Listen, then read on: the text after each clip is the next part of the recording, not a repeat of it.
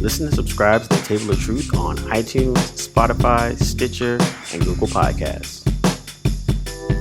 Welcome everybody to Blerdlines. This is your man Cam. With me as always is the Admiral himself. It is I, Josh. As well as this is D, the professor. And guess what? In a parallel universe, I made a choice. I turned left. And in that universe, D'Angelo Williams is a military scientist. And you should be afraid. Very afraid. This is what happens when I don't say, I don't refer to myself as a professor. Like he gets room and then runs. I'm telling you, man, he gets inches closer and closer to a supervillain. Closer and closer. You don't think he's already there?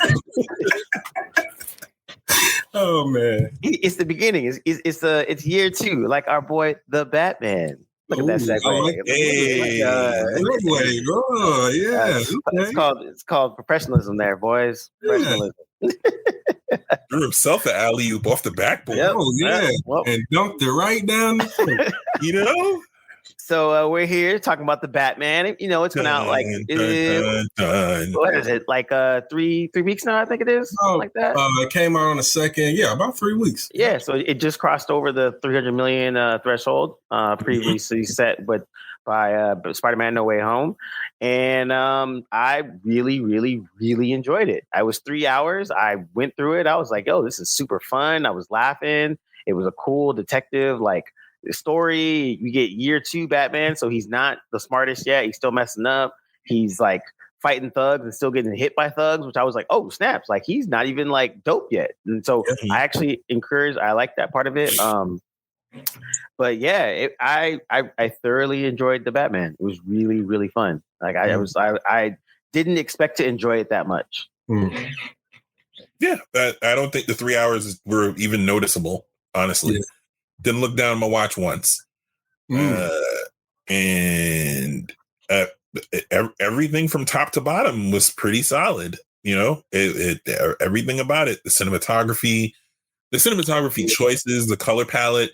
Which I'm sure you can speak more to more than I can, Cam. But like I said, the color palette, the action sequences, just all the choices they made. That, at least as far as I saw, all the choices they made sense and worked for the world that they built in very short order. So it's not even like they spent a ton of time in exposition mode on some. So this is Bruce Wayne and he lives in Wayne Manor and he that Wayne Manor's on the outskirts of, Gotham City. Then this is the Gotham City and this is the scourge of Gotham City. These are the bad guys. Batman's going to beat them up. Like none of that crap. It didn't go through any of that stuff. It assumed that you knew everything about the world already and dumped you right in it, gave you little bits of familiarity here and there. Like, all right, if you don't know this black guy, he's Jim Gordon. He's black now. It's fine. Don't worry about it. and Batman walks onto a crime scene and everything's fine. And he then immediately dives right into an investigation. And they drop you right into the middle of that world. And man, you don't really even need to because it's about that world. Nope. Yeah, it worked. It worked really well, and that was good about it. You didn't need to have an origin story as much as to drop you. And I thought that was good because a lot of these superhero vehicles open up with the hero just randomly doing away with some kind of villain or bad guy. And then they move forward. And sometimes that person, more recently, to their credit, a lot of filmmakers have been using everything. So it's not just, random bad guy at the beginning, introduce character, superhero, and then we get into the story. But this one was definitely just like, okay, Batman is a detective, the criminals fear him. And it grounded, and I didn't even know if this was possible. It grounded that relationship between the criminal and Batman even more than Nolan's film did. I thought Nolan's film had grounded Batman, but Matt Reeves took it to he brought him all the way down to the ground. Like to a deconstruction mode.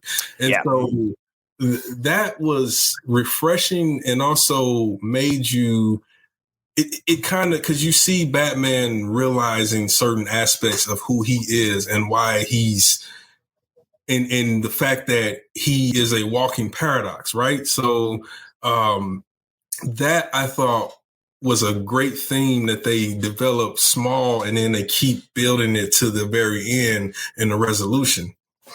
Yeah, and I like that even when they did, the criminals fear him, the cops don't like him, and then when he shows up at a crime scene and everyone groans, like every person there is like, giving Jordan the business. Why is he here? Da da da da. Blah blah blah. And then when the police chief comes in and starts to mouth off and check Gordon, you kind of get established like, okay, Jordan trusts the Batman, but no one else trusts Gordon that he has, that the Batman's there for a positive way. And I like that they kind of showed that, okay, this is scrappy Gordon, still a detective, not necessarily a commissioner. He's still trying. He's still a good, solid guy in a very corrupt kind of world. He's trying to figure that out, and he realizes the Batman's doing some good stuff, and so he can kind of be a counterbalance. So I like that they established that early, and they kept that through the whole film. Where Gordon was almost a better Robin through this one than I've seen in other movies. And yeah, 100%. He was a great. It was a good buddy cop relationship between the two of them. But it was just credit to Matt Reeves. It was just enough Gordon to not get you feeling like, why is he in this so much? Yeah. It was just enough. Yeah. We didn't visit his house or see his kids and things like that. Yep. And there'll be time to do that in future films when the stakes are higher. But here we have a situation where the Riddler's already killing. He's been killing since before the camera came on. It actually kills when the camera comes on. And then, he's out there doing his thing and Batman's hot on his tail. And I think that worked well because it cuts through this sort of rehashing or having us go through these steps of pretending like we don't know who Bruce Wayne is, pretending like we don't know his origin story. We didn't get a scene where Thomas and Martha Wayne are shot outside the Opera House again. Thank God.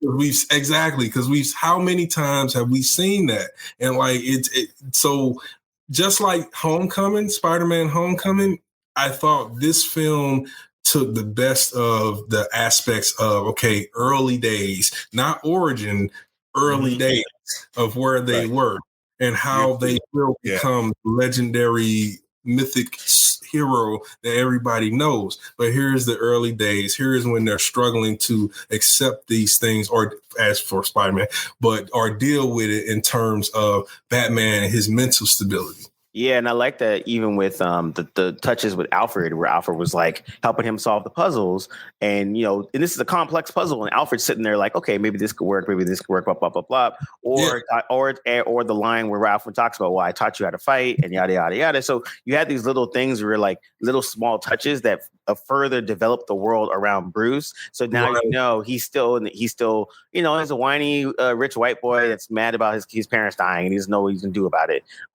But when he gets into the Batman situation, he gets to kind of flip that switch and still be something else. And I actually like that we didn't get to see, we're not seeing Playboy with Bruce Wayne. We're seeing like him figuring out like, oh crap, I still need to play Bruce Wayne. Yeah. And right now he wasn't doing that in this movie. Yeah. He was just Batman without the mask on. And it is an interesting point in which, the Riddler kind of calls him out on that. It's like, no, you're this is you. Like when he's in the Batman, it's like you're wearing the mask is Bruce Wayne. And I think that was great because it shows the synergy and the symbiotic relationship that's inevitable between the criminal and the cop, or the hero villain, or the protagonist antagonist.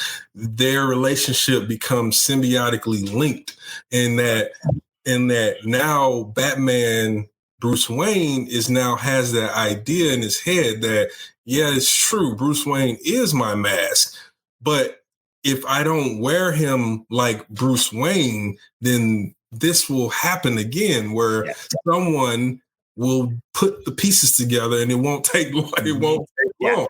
It didn't take anything at all, right? Yeah, right. It just needs an intelligent mind and one that thinks somewhat adversely like his, but just in a more because Batman way.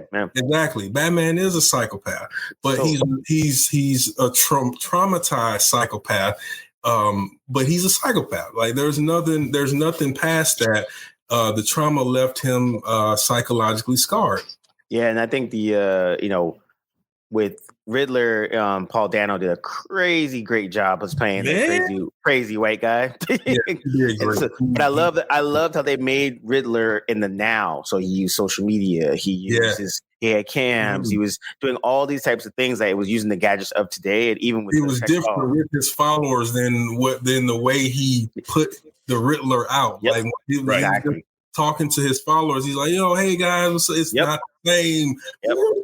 It's not that same figure. So it has a commentary on the cult of personality versus, the real the behind the mask. So, and no one stated this stuff. Yeah, exactly.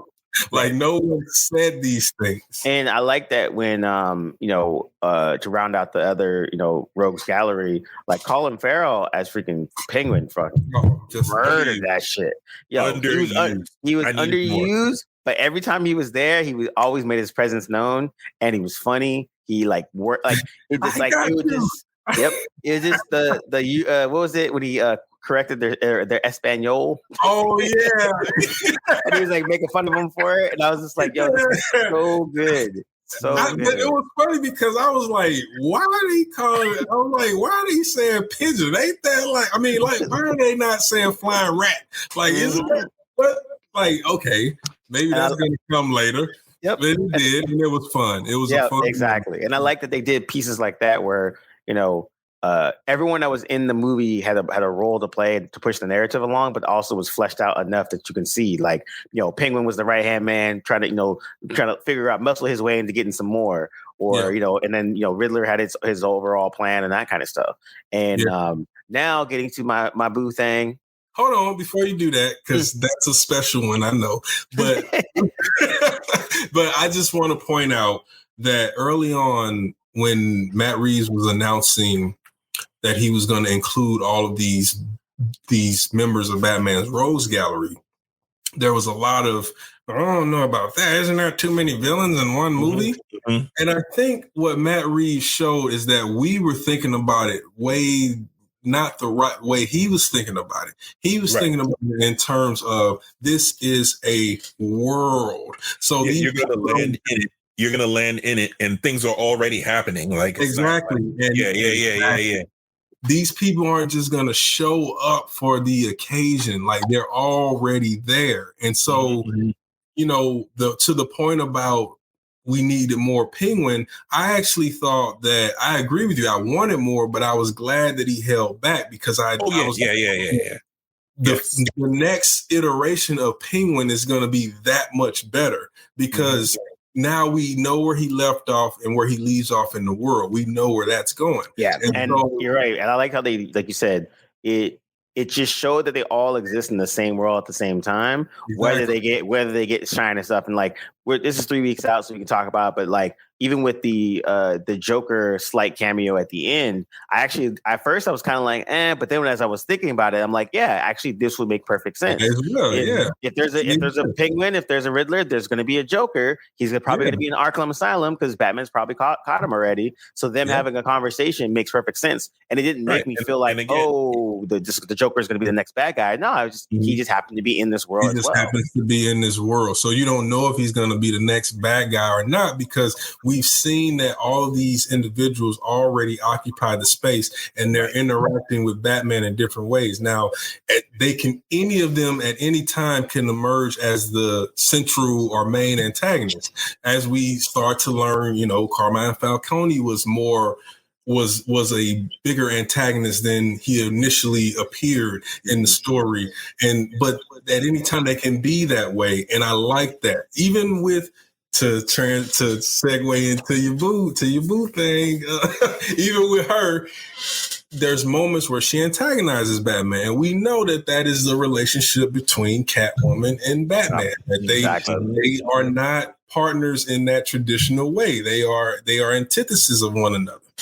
As the cat to the rat or the bat, you know what I'm saying? The cat, the bat. Well, and I like that they established that earlier on because like they clearly have they might have similar goals, but they go about it different ways. Yes. And then also, you know, then when the goals start to diverge, Batman's like, cool, well, I'm doing what I'm always doing. You are staying or you're not staying. All right, cool. And then that's it. It's like, and I like that they kept that out. I would like to confer a commendation to young Cameron Moore here, who did not react at all when we first mentioned Zoe Kravitz. Doing good. Where credit is due, that was a good poker face. Mm-hmm. He did. I tried to mess up my track record. I'm gonna take a drink when I say Exactly. It's called maturity, fellas. It's called maturity. I respect you, man. I did. And I do respect that you pushed it. I threw it out there and you didn't take it. You threw it right back. Wow. Man.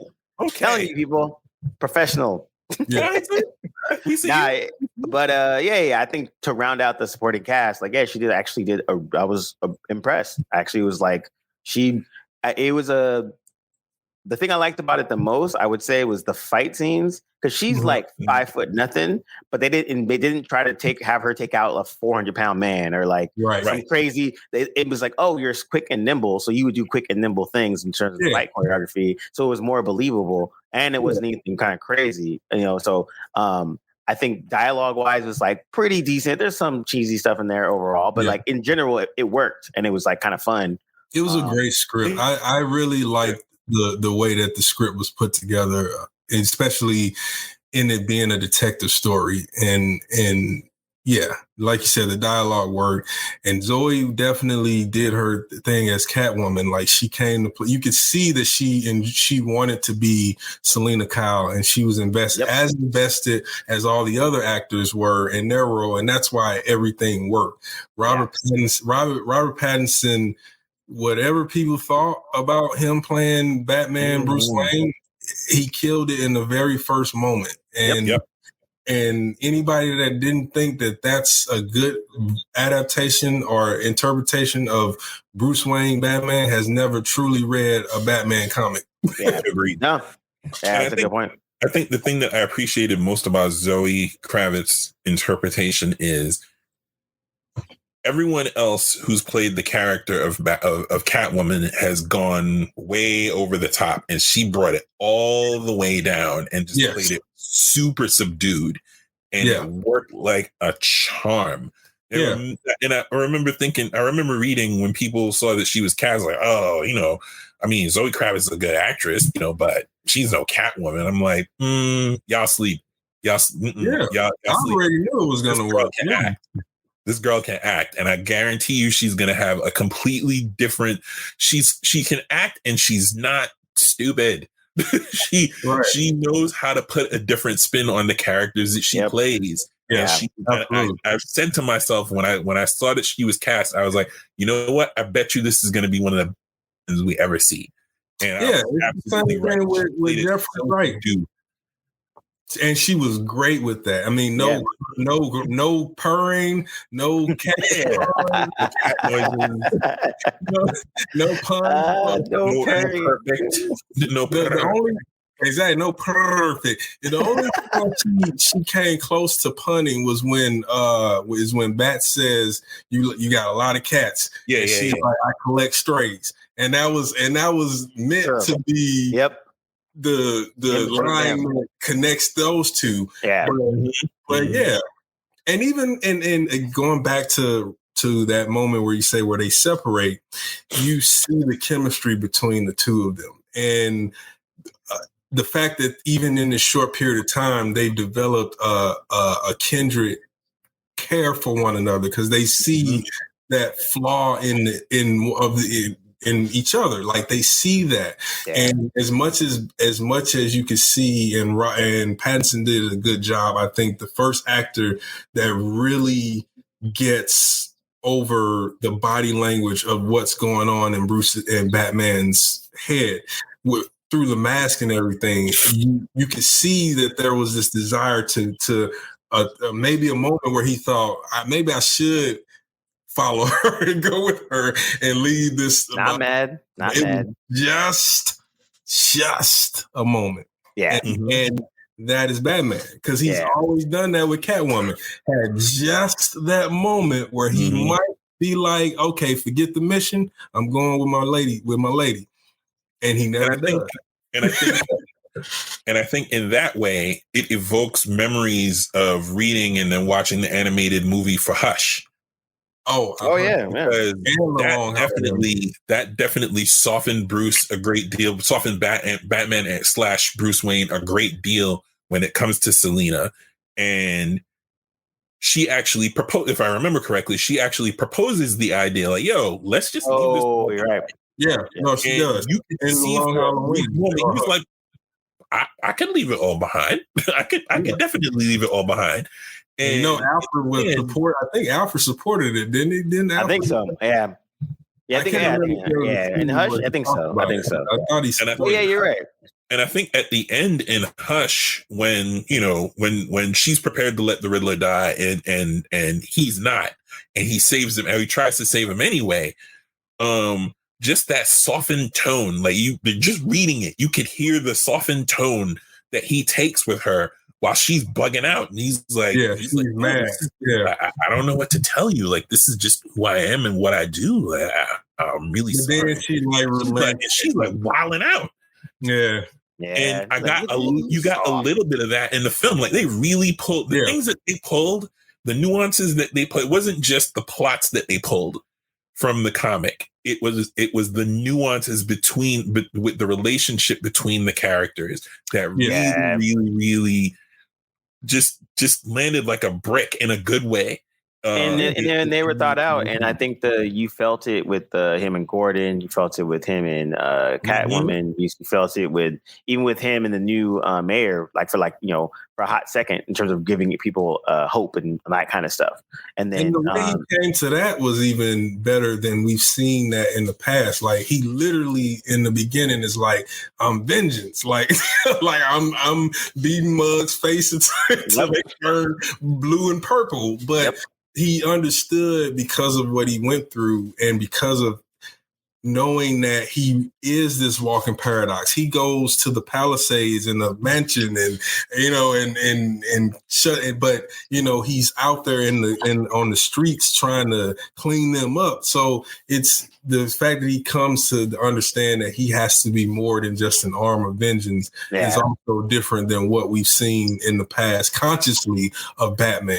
And I like that he actually loses in the end. Like, he doesn't actually win. Like, he catches Riddler, but Riddler still wins because the bombs go off. He fleds the city. He has to do all this extra work. So it's like, I like that as we're going through this whole movie, I remember one of my friends commented, he was like, yeah, man, he was like really sloppy. I'm like, oh, it's only year 2. He's still figuring this shit out. He's not OP. He doesn't have a plan for everything. And so I like that. That plot was lifted directly from Batman Year One. I haven't read Year One. Yeah, I don't know if I read it. Riddler does that. He floods the city in a similar way, but obviously they compartment. Riddler wasn't.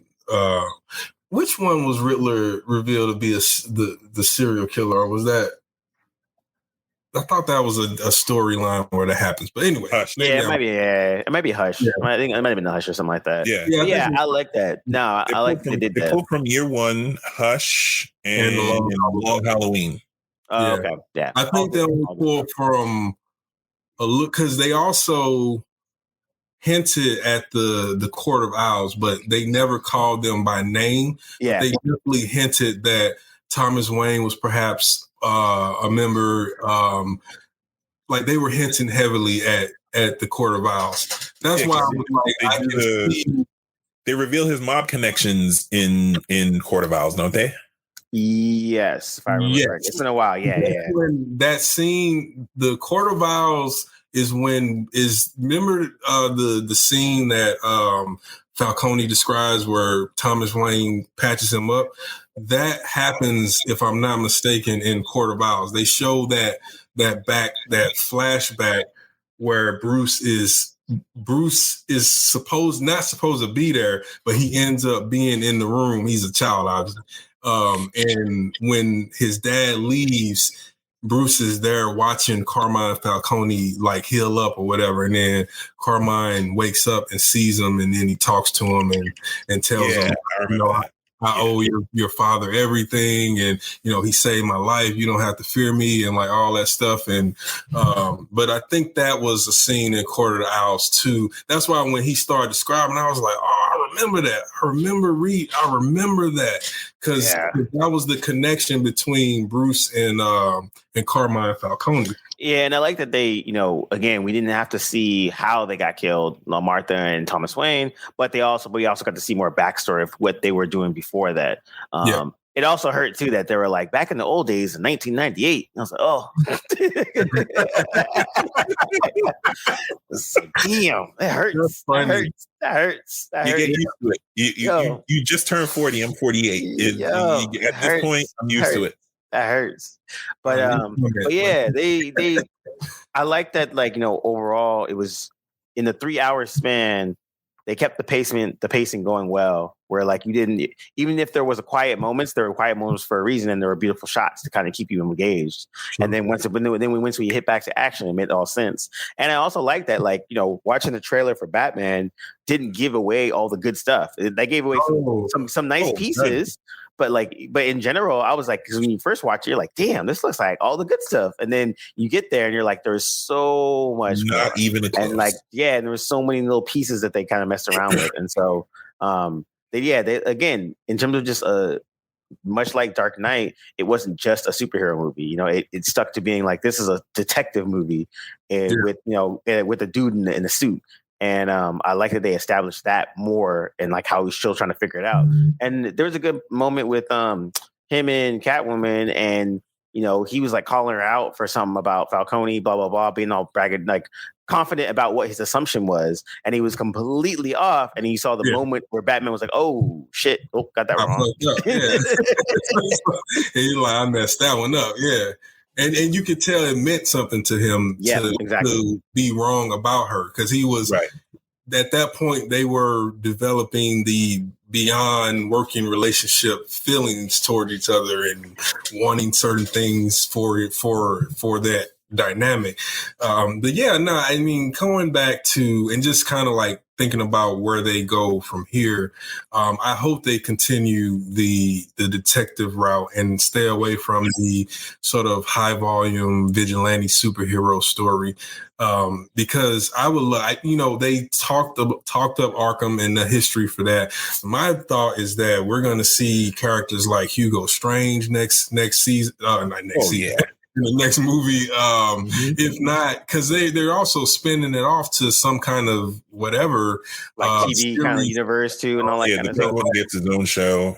I think. Yeah, they were thinking about doing Arkham, but I think they're going to do Penguin instead now. Yeah, but you're right. If they do Arkham, you can definitely expect to see Hugo Strange show up, but he's another one that could be in the world and not necessarily be because that would make sense, because remember, Hugo Strange's big thing is that he knows Bruce Wayne's secret. Yeah. And so who do you have in there now? You got Riddler, Hugo Strange working them over with that weird evil psychiatry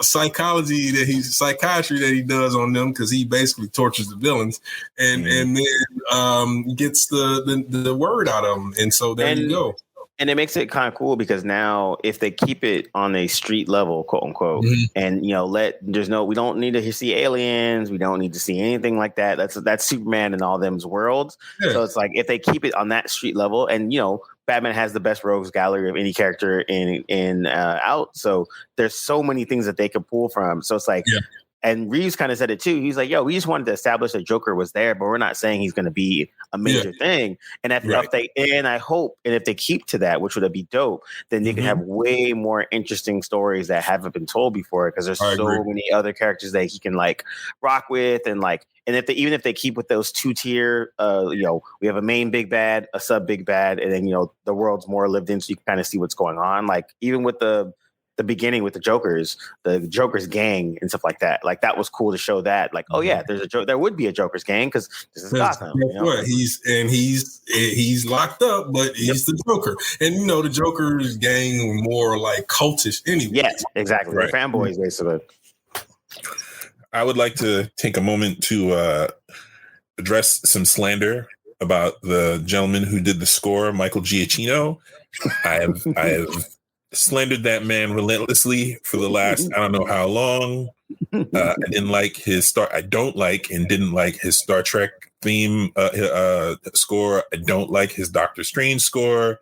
The man put several feet, not even two, not even both feet. He put like mine, yours, and a bunch of other people's feet in that score. That thing was beautiful. Oh my God.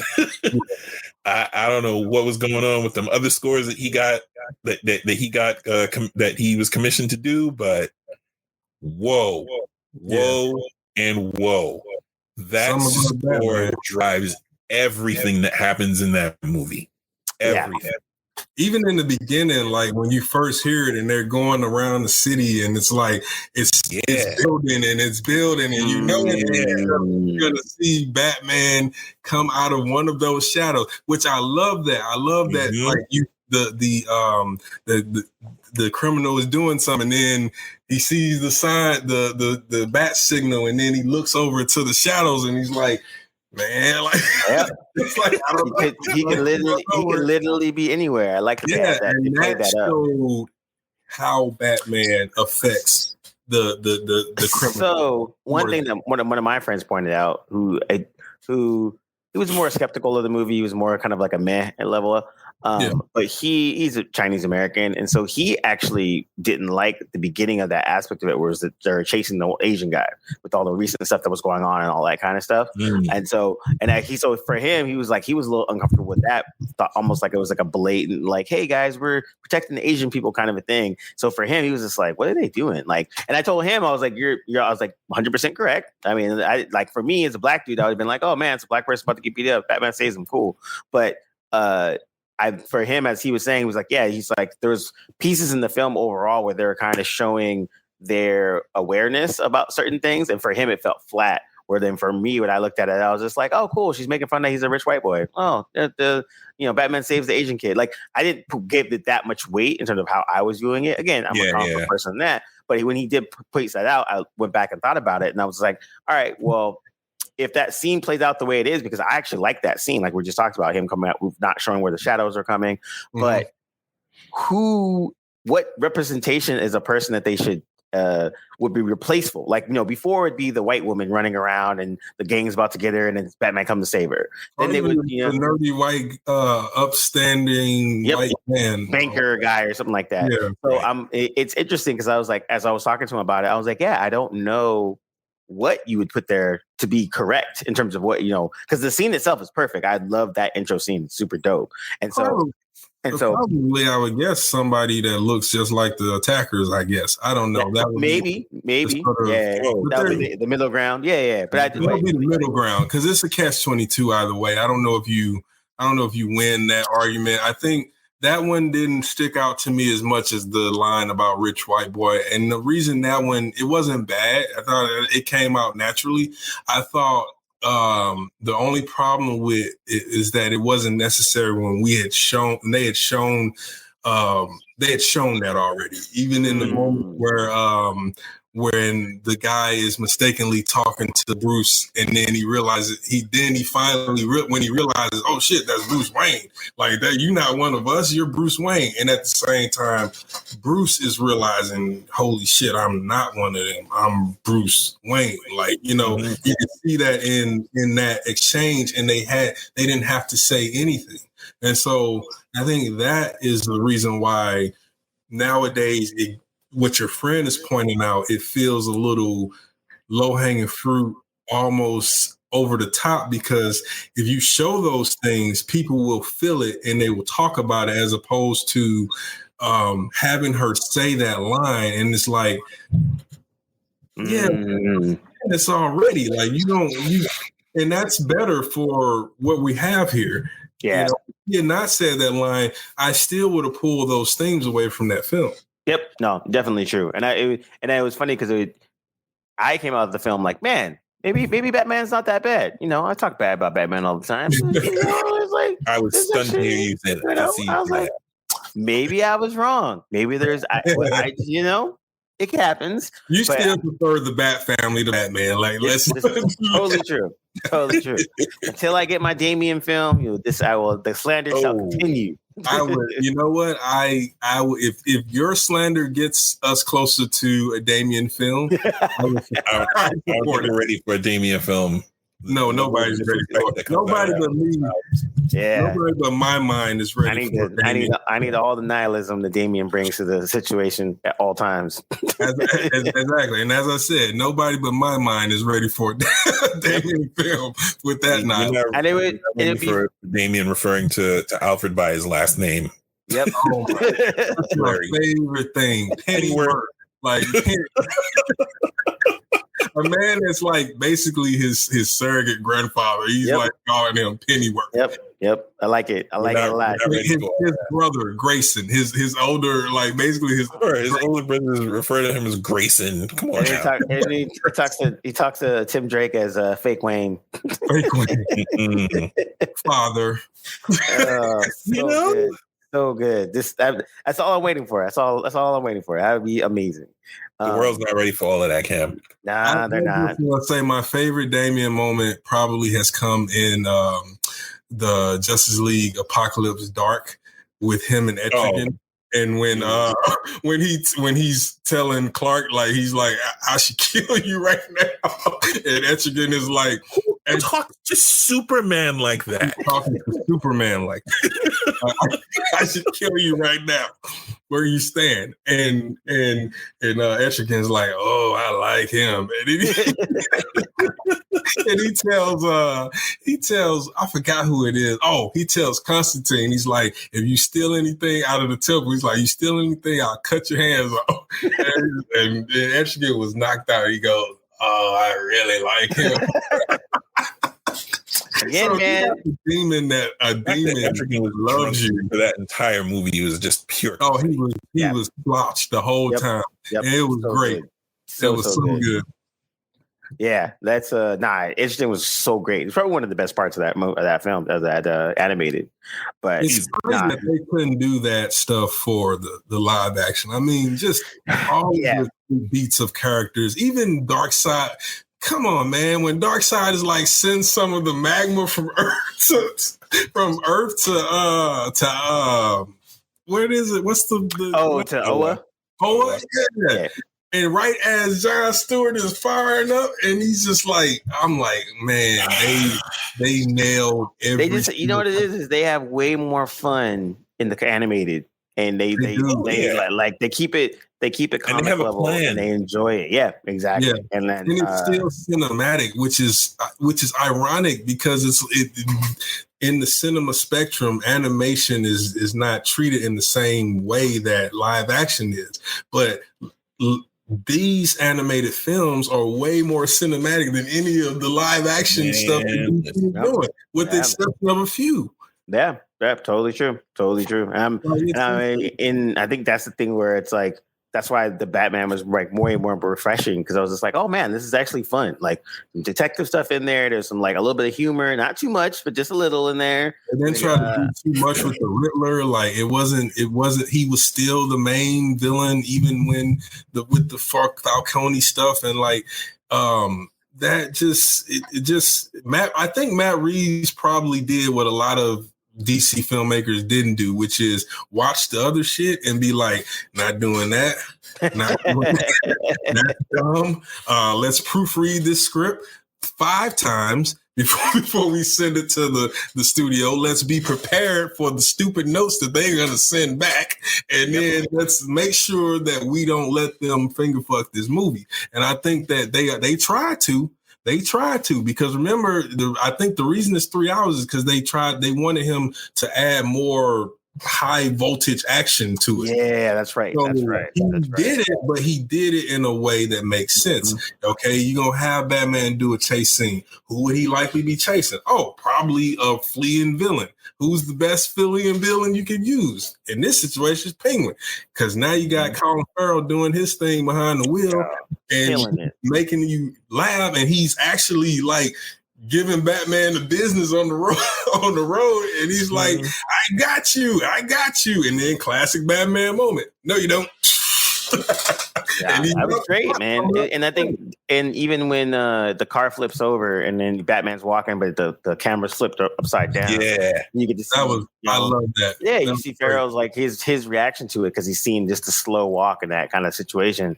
And I think in general, like Reeves had a lot of fun with just taking what Nolan had already did and then putting his own little spin on it. But based also saying, because he did a couple Nolan shots and then he was like, okay, this is the Nolan shot, letting you guys know. All right, now I'm going to do this over here. What Snyder tried to do, but was eminently unable to do, which is take because again, you cannot deny that Nolan tapped into something, not just with Batman, but with the superhero genre and cinema in general.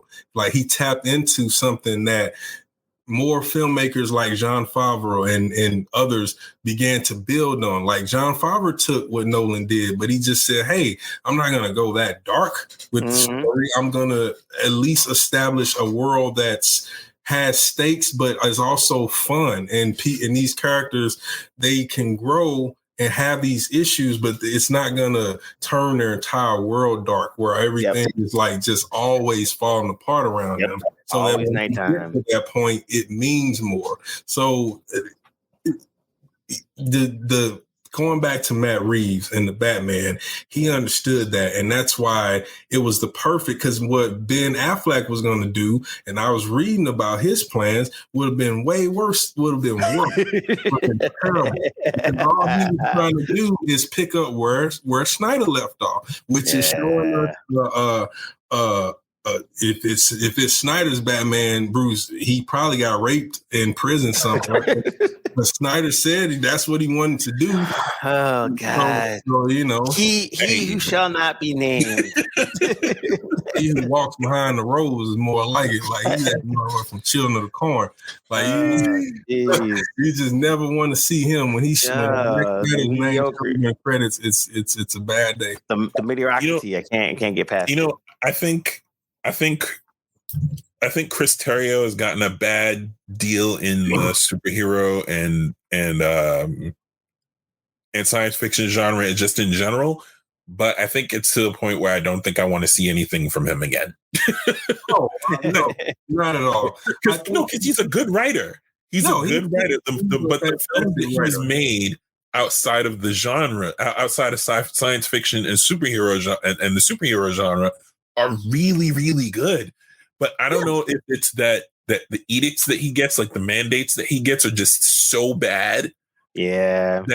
That he's just made. I don't know that I've seen any films that put his particular spin on narrative on full display or to full use in the genre. I really think it's. I'd be willing to wager it's the mandate, but if it's not, he needs to stop.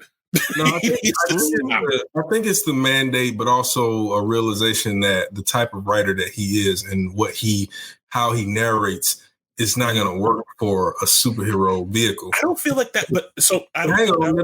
Hang on, because I feel like they've just been all bad films that the history of. You know what I mean? Like when you read the story, that DC executives or the director or some other idiot was just like, no. This scene, he should be picking his nose. And you're just like, what? No, and that's what I'm saying. Adding to that, at the same time, again, we've seen Chris Terrio's films that were not a superhero vehicle. Writers like that are not going to try to write within the genre because usually they don't write genres. Like Argo is not a genre film. A lot of his stuff is not genre film. They're character-driven films. Right. And so superhero films almost by default become plot-driven films. they're based on what the plot calls for, because we know who the superheroes are. So I think you're right. It's definitely the mandates, because he could have wrote it as just a good writer and made it decent and made it watchable. Yeah. Even if he was struggling to kind of keep it in line with the superhero zeitgeist. But I think at some point he realized that there's two things working against him. A, he doesn't genre write, and B, the studio is going to rip apart the stuff he does anyway. So now it's just a check. And at that point, I'm going to write what they tell me to write. I don't care, as long I'm going to write so I can get paid and go home. And I think that was probably he's not going to look at a Snyder Batman movie as something, the creme de la creme on his writing CV. Like, he looks at that as, okay, this is a straight up check. Yeah. So from what I've read, he actually he's taken it seriously, and he took really serious issue with some of the stuff that got chopped out of the Snyder Cut written. Oh, like so it's all them. It's all them. But I'd be very curious to see what would happen if he was left alone to just do a script and then just do the thing that he writes. Minor edits, of course, because there's always edits to drafts. But I'd be very, very, very curious to see what he does left to his own devices. Fair enough. Yeah, I I forgot he did Rise of Skywalker too. Now all mandates. All mandates. When you look at those movies, they were all mandate films. His last 4 films was Justice League, Rise of Skywalker. No, sorry, He Who Shall Not Be Named Justice League, Skywalker, Justice League, and then Batman versus Superman. And then before that was Argo.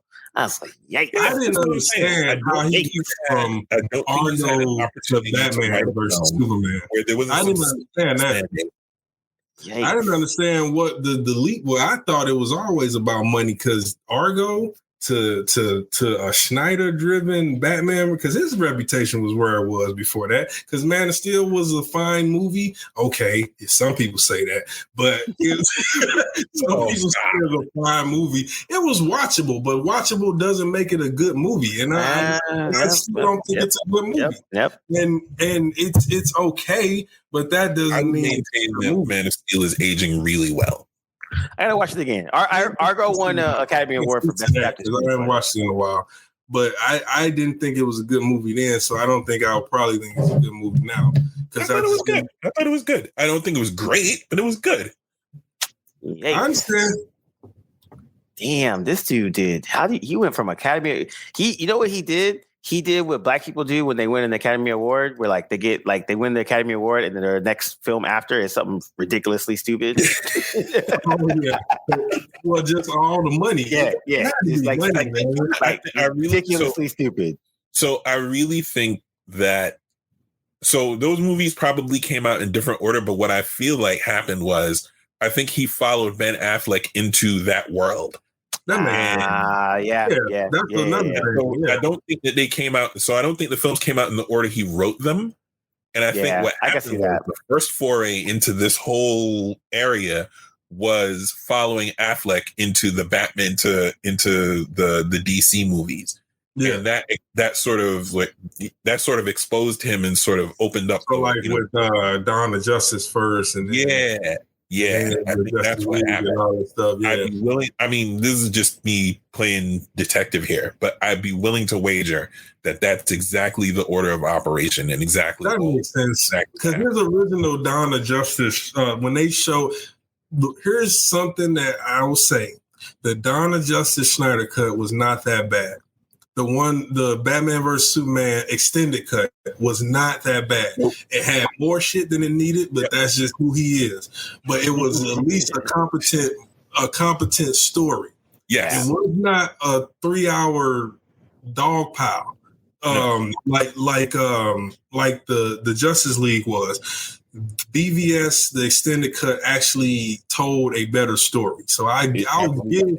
So in that regard, what you're saying about Terrio, it holds really well when it comes to like, okay, maybe they released it out of order. That script was way better. They were doing something much smarter with that script in terms of setting things up for Justice League or whatever. So yeah, I buy that. I think you definitely got some on that with Terrio. But I mean, he did write Rise of Skywalker. But again, at that point, Ryan Johnson had made Disney turn to okay, we're gonna bring back Abrams. We're gonna stick to nostalgia, and we're gonna get this. We're gonna get this $1 billion. That's exactly. What we're gonna do. This is what bring back Palpatine. He was the best villain that they had anyway. We are going to let him laugh and cackle. We are going to get this $1 billion. That's and this exactly $1 billion and the spice will flow. Yeah. and the precious spice will flow. Disney. Yeah, you caught me off guard with that. Hey, our spice is dollar bills. Man. It gets let's get this $1 billion movie. Let's make it happen. That's all that was. Like, not even mad at this point. I'm like, yo. You just don't care. Like, you just see it what it is. Like, it reached some people, but a lot of people paid to see it, expecting something. Some people got what they wanted. So Force Awakens made $2 billion. Last Jedi made $1.3 billion, and then Rise of Skywalker just made like $1 billion and some change. Yeah, at that point the jig was up. The secret was out. Yeah, kind of. The one trick pony had already moved toward the third. So it is an example of a franchise with no plan. Yep. 100%. Yikes! They wanted to these animated movies like. The last 6 were part of the larger plan to land at at the last one. Yeah, that was basically the end of Flashpoint, which was 7 years ago. Oh yeah, that's right. It's a good point. Yikes, man! Are you talking about how many movies did they make in that time? Yeah, no, you're right. They made a lot. But all right. Oh yeah, they made like 10 or 14. Yeah, they made quite a few of those movies building up to then Flashpoint, and then after that they made several that built up to Justice League Dark Apocalypse. Yeah. So bringing it back to live action, they have their trailer now for DC of like, hey, this is what's coming up next and all that kind of stuff. And Flash, I literally don't care about it. 2023. I mean, no. Exactly. I mean, it's coming sometime at some point. Y'all know. We just showing you. We want you to stay excited. Exactly. If you like this one, the other ones might be good. If I was the person that cut that trailer, I would have been like, we just take out the dates, guys. Just say here's what's coming up. Just say it's coming. It's coming. But yeah, you had Flash, you had Black Adam, you had that looked good though. I'm not gonna lie. Solid. It's definitely. I think Black Adam is more. What I hope it is it helps establish the other characters around in the DC universe that aren't the big three. And if it does just that, 100% worth it. Because I think that's they've been needing to get away out of that shadow of the big three, and they need to do something. And like this is a good way to just do a big splash. You got Dr. Fate, you got Hawkman, you got all those people just thrown in there. Like, okay, cool, dope. Now you can start to do what Marvel does well, is introduce characters in the background that might have something later on like that. So if they can do it well, like the blueprint's already there. So that if they could do it, then it will help immensely. Flashpoint will be the one where they can, or Flash, they can use that to reboot the universe or whatever they want to do with that. I have no expectations for Flash at all. I'll even I don't know. I just don't. Barry's fault, man. Barry's fault. Hashtag Barry's fault. I am heartened that they're doing reshoots for Black Adam, and from the things that I've read, it seems like The Rock is the one who's pushing the reshoots. And dude doesn't really do bad movie. Well, that's not true. He's done a few. Like for True.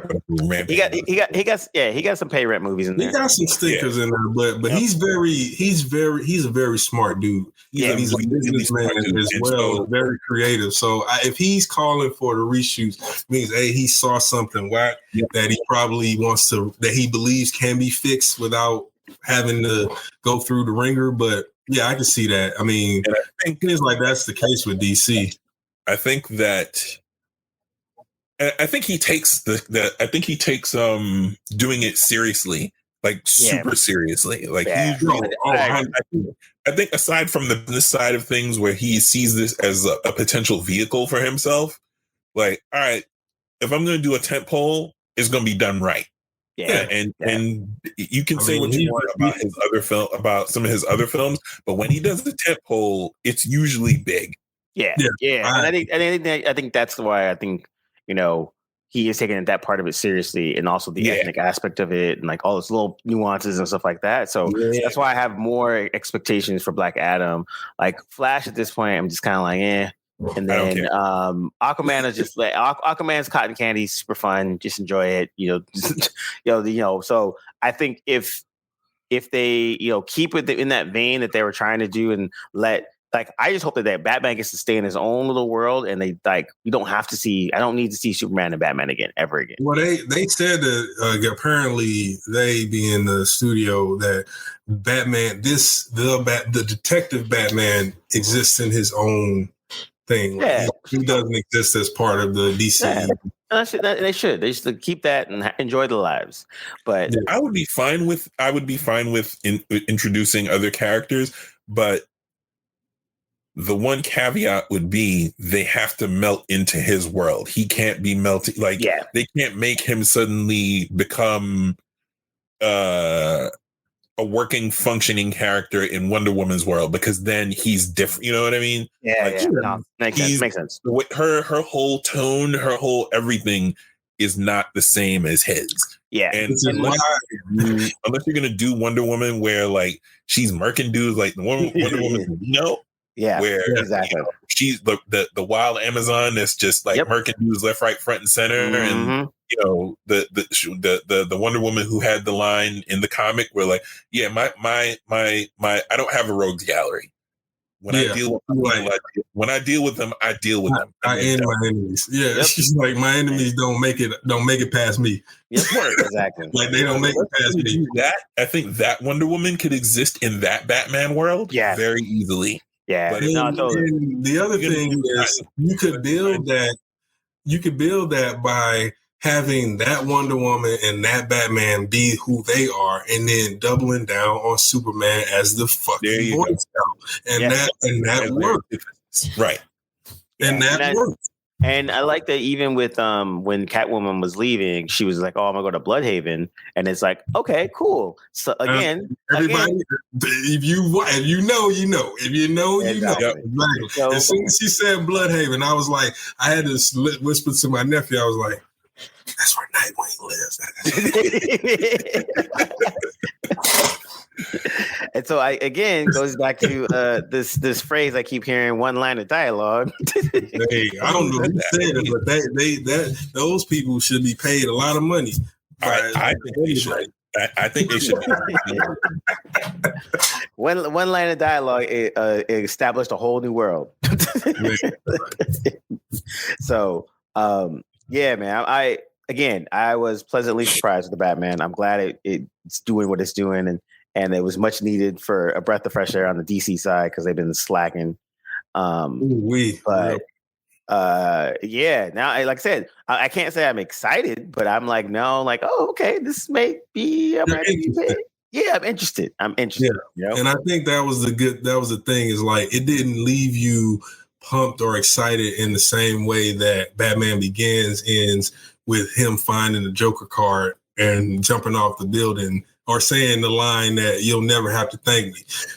It didn't end that way, but it ended with you being interested in where this story and this world is going, and where it ultimately will land. And I think that, like you said, that they didn't give too much of Batman already perfect at everything with his detective life and how he manages everything. So there's room to grow, and they left that door open so that the next time we see Bruce Wayne, he probably will be trying to be the billionaire playboy so that he's more deceptive and people not identifying him as the psychopath running around beating up criminals. Yep. So they left that, and that's what another thing that I think Matt Reeves and the writers did really well is they left room for the world to expand and grow. Yep, exactly. And I think that's the part the best part about the whole movie. And I think that's where we're gonna leave it there. That was good. Good job, fellas. I enjoyed this one a lot. even talk about my least favorite character in all comic books. Yeah, and you did good. You almost made it. Yep. You almost made it. You were just right there, and then you hit it with the Bruce with that 8, and so right at the end. Right at the end. But yeah, once again, thanks to everybody. This is the Blerdlines, and we are out. Dun, dun, dun, dun, dun.